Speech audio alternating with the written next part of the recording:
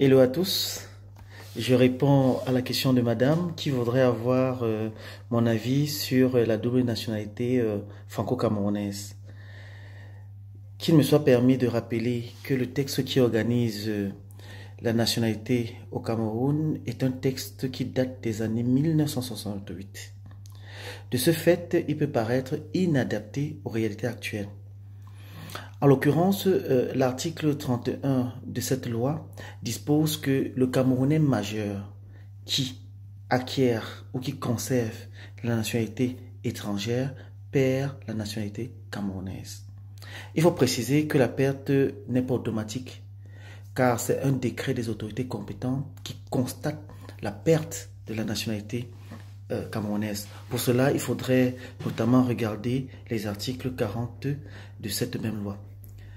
Ce texte, selon moi, n'est pas adapté car l'esprit de ce texte 68 visait à la vérité d'empêcher les Camerounais ayant la double nationalité de pouvoir concourir aux Jeux électoraux car ils étaient pour la majorité des opposants.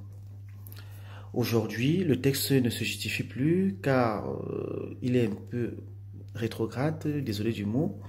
En effet, le Cameroun reste l'un des rares pays où la double nationalité n'est pas admise.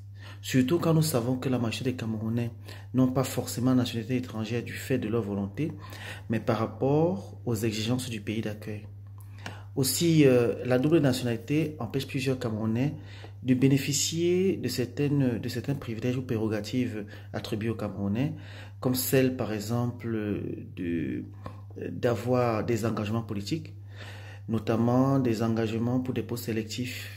Exemple, un Camerounais qui a la double nationalité ne peut pas être, par exemple, maire, ne peut pas être député et ne peut pas concourir à plusieurs autres postes.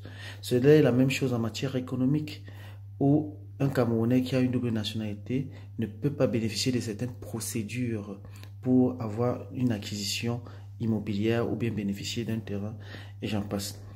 Je trouve cela dommage quand nous savons la qualité de notre diaspora qui, selon moi, devrait avoir les moyens de participer à l'effort national.